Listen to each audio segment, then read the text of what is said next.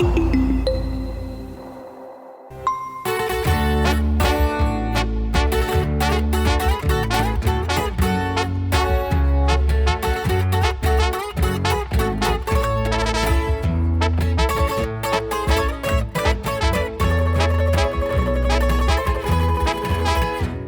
sot me Eduard Grishajn, sigurisht për të folur për filmin e tij më të fundit, Pasaporta. Eduard, mirë se erdhe në Bordeaux. Mirë se gjeta, Tina, faleminderit shumë.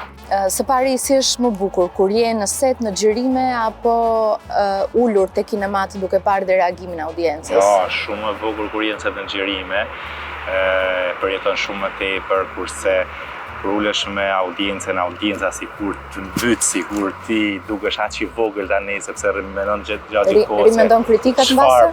Çfarë po mendojnë këta, po mendojnë kështu si unë apo e kanë mendje ndryshe. E personi është shumë më i madh, kurse seri xhirime është një dashuri komplet tjetër, domethënë vetëm atë votën tënde dhe mendon vetëm për filmin. Si ka qenë komentet deri tani? Çfarë komentesh ke marrë? Çfarë reagimi ke marrë nga njerëzit? Komentet kanë qenë jashtëzakonisht shumë të mira, por unë nuk është se i marrë për bazë 100%, sepse gjithmonë tendenca e njerëzve është me të thënë fjalë të mira. Por unë isha edhe në Londër, ishte hera e parë madje që unë me këtë film po dilja jashtë dhe të shikoja reagimet e njerëzve, por ishin të jashtëzakonshme se ata i përjetojnë edhe më shumë. Po aq një e kam pasur edhe në Shqipëri edhe në Kosovë aty ku po jemi filmi, por unë gjithmonë jam me këtë mendim. E ke bërë tradit tani që premierat janë edhe jashtë vendit, jashtë Shqipërisë. Ke parë domethënë që ka shumë audiencë? Po, sepse shqiptarët që jetojnë jashtë janë një masë shumë e madhe atyre që janë jashtë vendit dhe ata janë të etur për të parë produkte shqiptare dhe posaçërisht ky film i kushtohet atyre më shumë se çdo tjetër. Cila është historia e filmit dhe çfarë mesazhi ke dashur t'ia japësh? Gjithë filmi bazohet tek ngjarje të vërteta që unë i kam pas, familja ime, fisi, njerëz që kam njohur dhe sepse unë vetë rrill nga një familje emigrantësh dhe kjo mua më ka frymëzuar shumë për ta bërë këtë filmin. Dhe mesazhi që jap është se edhe sa të kësaj dite kur unë udhtoj shumë nëpër qytetet e Shqipërisë, në vendet më rurale, do gjej akoma të ri që mendojnë për të larguar nga Shqipëria në mënyrë ilegale. Dhe ky jep një mesazh që nuk duhet ta braktisim vendin dhe tregon historinë se sa vështirë është të largohesh ilegalisht nga Shqipëria sot. Filmi është xhiruar në 3 shtete, në Shqipëri, në Itali edhe në Meksik. Besoj ka pasur një buxhet të madh? Fatkeqësisht jo, s'ka pasur një buxhet të madh. Madje unë kur kontaktova drejtorin e fotografisë, i cili është i huaj, kur unë i tregova për historisë se ku do të xhirojmë thajt, kush e di se sa lek pas ke marrë fonde, e faktikisht po i thash kam shumë lek, kisha 0 lek, kur e kam filluar idenë. Por ajo që kam bërë unë, sepse kam xhiruar në shumë aeroporte, jashtë pa leje. Pa leje? Po, por kjo më ka shërbyer shumë sepse unë e kam xhiruar në shumë origjinale, pra unë rrugës për Meksik. Nuk është problem kjo në kam pas xhirim? përgjithësi shumë, kam xhiruar dhe në avion duke ikur në Meksik. Domethënë, nëse shikon skenën që dy protagonistët flasin një tjetër, unë kam xhiruar në avion kohë reale dhe kjo teknikë më ka bërë që mos shpenzoj shumë sepse unë nuk isha pas lek dhe buxhet për të bllokuar avionat për xhiruar të mëna. Por kam pasur edhe fat dhe më ka shërbyer shumë dhe gjithë skenografia ka dalë shumë e mirë sepse nganjëherë gjërat origjinale dalin shumë më mirë. Si ka qenë kjo eksperiencë për aktor duke ditur që po xhironit ilegalisht, pra kishit edhe një pengesë, një stres mbi kurrizë, ndërkohë ata duhet të jepnin të maksimumin e tyre për ta aktruar. Posaçërisht kjo ma ka bërë filmin më interesant dhe më ka ndihmuar, sepse aktorët vërtet kishin stres duke ikur kështu në Meksik, kaluam nga Italia, por ky stres ndinte shumë bukur në film sepse vetë historia e filmit e vërteta ishte që 2 veta ishin ilegalisht dhe stresi i këtyre ngjante shumë me stresin origjinal dhe prandaj ishte edhe kjo rrugë që unë zgjolla për këto 2 arsye. Për arsyeën e parë që s'kisha lek për t'i bllokuar këto. Dhe arsye tjetër që më duhej stresi i këtyre 2 aktorëve për të ma bërë sa më origjinal historinë. Je shprehur që audicionet kanë qenë shumë të gjata. Shumë aktorë kanë dashur të marrin pjesë, por vërej që në filmat e tu, personazhet kryesor nuk janë edhe aktorë që kanë pasur një karrierë shumë të gjatë artistike. Pse kjo zgjedhje?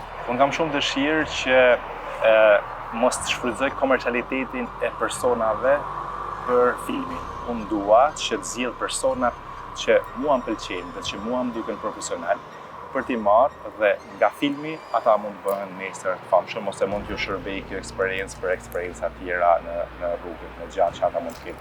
Unë kam bërë shumë audicione. Kam qenë edhe jashtë Shqipërisë, edhe në Kosovë, edhe në Shqipëri. Kam bërë audicione online, kam bërë audicione fizike, derisa unë kam zgjedhur 2 persona. Djalin është vetë njeri i cili ka ikur nga Shqipëria në moshën e vjeçare dhe unë doja patjetër që ai që do merrte përsipër të bënte këtë rol ta ketë përjetuar dhe në Korri, sepse duke përjetuar vetë e jep më shumë për filmin. Po ashtu edhe vajza, e cila është në Kosovë, është një njeri që nuk kishte dalë kurrë më para jashtë shtetit, jashtë Kosovës. Dhe këto element e pasuronin shumë rolin e tyre në film. Pra që paka shumë historia atyre e vërtet përshtatej edhe me skenarin e filmit. Cilat kanë qenë disa nga sfidat më të mëdha që je hasur gjatë xhirimeve? Kam pasur shumë sfida, sidomos në Meksik. Kam pas gjatë probleme, sepse unë nuk kisha qenë në përpara asnjë nga një stafi jonë. Aktorja kryesore që unë kisha me vete ishte nga Kosova dhe unë marrë vesh. Pse në Meksik dhe jo në Itali, në Spanjë? Ka vende plot? Po, ka vende plot, por aktualisht emigrantët që kalojnë nga në Kanada dhe në Amerikë janë nga Meksika dhe ashtu edhe unë kisha historinë e vërtet që personi kalonte nga Meksika dhe unë doja patjetër që të shkoja ta xhiroja në Meksik, edhe pse vështirësitë ishin mëdha, por doja që Nuk mund të përshtatej një vend tjetër dhe duke bërë që jemi në Meksik për shembull. Jo, unë doja të shikoja flamurin meksikan, doja të shikoja popullin meksikan, doja që të flitej spanjishtja e Meksikës, pra unë e kam shumë personale zgjidhjen time si regjisor, gjithmonë dua të shkoj fiks te vende, sepse edhe shumë njerëz tjerë më thonin që mund shkojnë këta mil dhe ta bëje lumin e Meksikës, por unë doja të rënë në bar, doja ata palmat, pra nuk e dua shumë facilitetin në film. Jo sa ata që e bëjnë e kanë gabim, por unë dua që të shkoj pikërisht aty ku e kam shkruar skenarin. Dhe shkova atje patjetër dhe vështirësia e madhe ishte për të futur në Meksik, sepse edhe vajzat që kisha aktore nga Kosova, e kisha pasaportë kosovare dhe Meksika nuk e njihte Kosovën si shtet. Edhe ne kemi hyrë aty gati ilegalisht në kufirin e Meksikës. Por e gjithë këto vështirësi, gjithë këto strese që kisha unë dhe kishin edhe aktorët, mua më shërbenin për filmin në funditës. Pas një burri të suksesshëm, qëndron një grua e fortë. Arbana jo vetëm është një grua e fortë, është edhe e suksesshme dhe eksperjenca e saj në televizion, por edhe me fansat që ajo ka, besoj i ka shërbyer jo vetëm këtij filmi, edhe filmit paraardhës për të bërë një marketing më të gjerë. Ajo gjithashtu ka marrë pjesë edhe me një rol tek filmi. Unë pra e kam marrë Arbana për marketing se ka Sa ka qenë përfshirja e saj në këtë film? Ka qenë dhe vendimarrëse e përfshirë në skenar, në audicione? Jo, me thënë drejtën jo. Ka qenë e përfshirë me rol që jo si aktore, por si Arbana, sepse edhe pse është gruaja nuk mund të jap më shumë se sa mund të mbajë mi supe. Dhe ajo që unë i dhash ishte për të bërë Arbanën që si e ban ajo Arbana nuk e bën njëri tjetër. Dhe ishte roli i saj dhe ka qenë më i gjatë dhe më sfiduese sa roli që ka pas te filmi tjetër. Por edhe për marketing patjetër që Arbana ka një suport shumë të madh për filmin, sepse nganjëherë mund të ketë shumë filma të mirë, por nuk shkon t'i shikoj njëri sepse nuk e marrin versisht filmin. Dhe gjithmonë duhet një marketing shumë i madh për çdo film shqiptar, sepse filma shqiptar kanë shumë nevojë. Se deri para ca kohësh kanë qenë shumë paragjykuar dhe thoje mos e film shqiptar. Pavarësisht se vitet e fundit janë bërë shumë filma, ka edhe filma të mirë dhe ka nevojë për një shtysë shumë të madhe nga njerëz që kanë ndikim nga shteti, nga çdo institucion për ta arritur filmin shqiptar.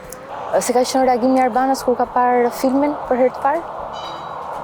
Ka qenë në njerëzit e parë që i ka parë filmin Arbana.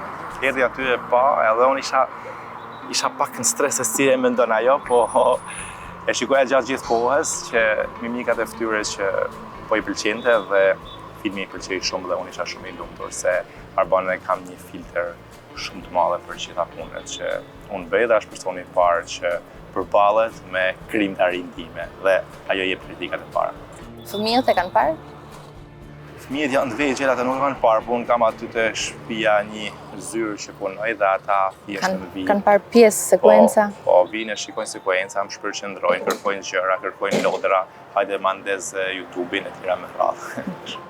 Je më shumë bab çunash apo bab goce? Çunash.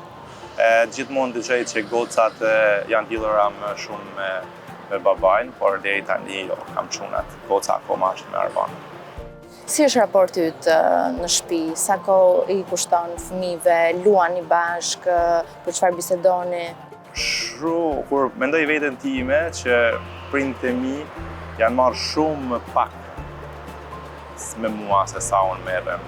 Unë i çoj, domethënë, e shkojmë i çojmë çdo ditë në kopësht, i marrim, dalim, i kushtojmë jashtëzakonisht shumë kohë. Pavarësisht se mendoj asnjëherë nuk është maksimale koha që ne i kushtojmë, por çdo moment që kena mundësi ne rrim me fëmijët edhe aty ku unë bëj krijim të arrindimet, siç thash më para, kam një hapësirë që e kam brenda shtëpijet edhe jam me fëmijët në kontakt për ditëshëm, madje edhe më tepër se ç'duhet nganjëherë kur është puna që unë jam duke punuar diçka.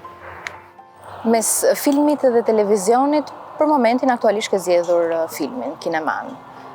Do të kishte një ofertë joshse që mund ta prishte mendjen e ti riktheheshe sërish televizionit? Për momentin është filmi, unë gjithmonë jam mësuar të miksoj këto të dyja me njëra tjetrën, se ke nevojë për një shkputje, duken si dy gjëra njësoj, por janë dy gjëra komplet ndryshme. Unë tani e mbarova filmin, kemi një projekt që po bëjmë me Arbanën, Mi Mbrëma Yje. Ky projekt do vazhdojë dhe do jetë akoma, do zgjatet akoma më tepër. Dhe për momentin jam presim edhe një sezon. Po, patjetër. Për momentin jam i fokusuar tek projekti që kemi me Arbanën. Pastaj ta shikojmë mund të jenë edhe televizioni pas këtij. Cila është ëndra jote për sa i përket profesionit aktualisht? Është e tepërt që të ndërrosh për evente ndërkombëtare? Jo, ëndra ime është që të vazhdoj këtë rrugë që unë kam nisur, kem sukses të bëj filmat mirë dhe filmat e mi t'i pëlqejnë njerëzit. Unë nuk bëj filma duke menduar që të fitoj Oscar ose të shkoj atje. Unë bëj filma që t'jenë thjesht për të kuptuar, të përfshin audiencën dhe t'i pëlqejnë. Unë bëj filma për njerëzit, pra nuk bëj filma që me fantazi të cilat them tash unë do fitoj këtë, do fitoj atë, nuk e mendoj fare. Kur të vinë ato, do i hapim derën, por fokusohem, po t'i bëj hapat dal nga dal.